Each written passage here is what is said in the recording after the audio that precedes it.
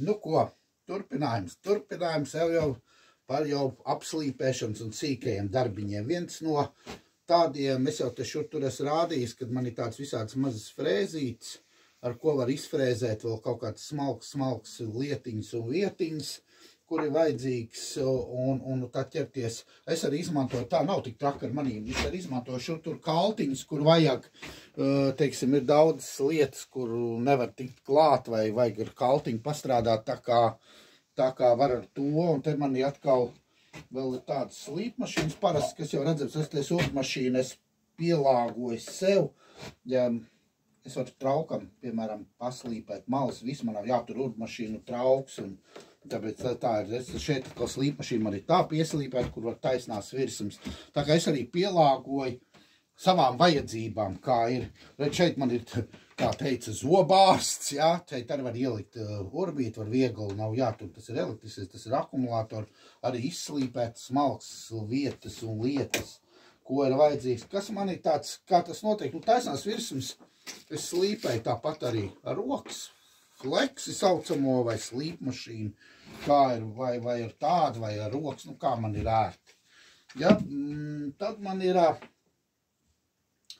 interesanti, jā, kad es izmantoju, teiksim, daudz arī šīs parastās, ko nopirkt veikalā, teiksim, viņas ir laika kļūst apaļas slīpējot, un tad ir vēl labāk izslīpēt, teiksim, izmantoju šādas lietas. Tad es esmu tagad iegādājies tādu vizuālai fināla apslīpēšanai tādu lupats slīvi, es pat nezinu, kā viņu nosaukt, un šitais maksāja 30 vairāk eiro tāds. Jā, nu var tā smalka smuka kaut kādas vietiņas tā izpucēt.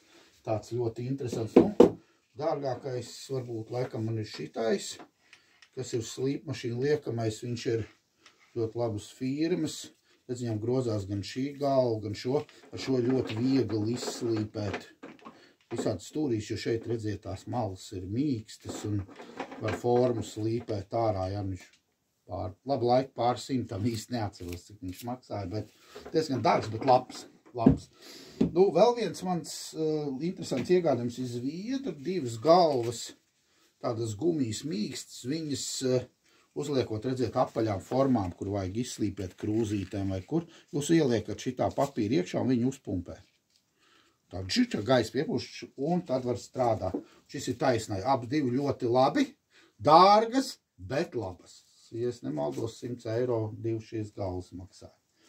Tā kā, protams, parastās tādas, šeit, es nepaņēmu smilšu papīru, parastais smilšu papīrs, tas vienmēr ir finālā.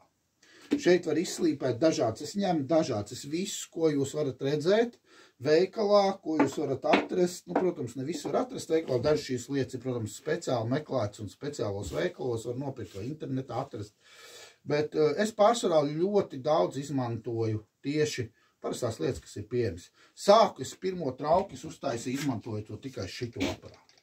Tas bija kāds gadus 10 atpakaļ. Es redzēju YouTube'ā, ka viens tur tā izslīpē, un es domāju, nu var pamēģināt. Tas man bija pirmā pieredze ar to, un es vēl izvēlējos ozolas ļoti ilgi viņas slīpēju. Bet izslīpēju. Un tad es sāku meklēt instrumentu, sāku meklēt to, un tā es pamazām pielāgoju to, kā ir. Nav man šeit nekādu unikālu instrumentu, ja varbūt dažas galvas, ko es pamazām piepircu. Bet, principā, katrs, kas grib, var sākt ar mazumiņu un skatīties sev kaut ko radīt kaut ko citiem, savējiem. Nu, tāds mazs ieskats, kā tas viss notiek. Jā, un tad, kad darbs ir gatavs, tad beigās es lieku virsū eļļu. Tad parādās, kas tev ir sanācis.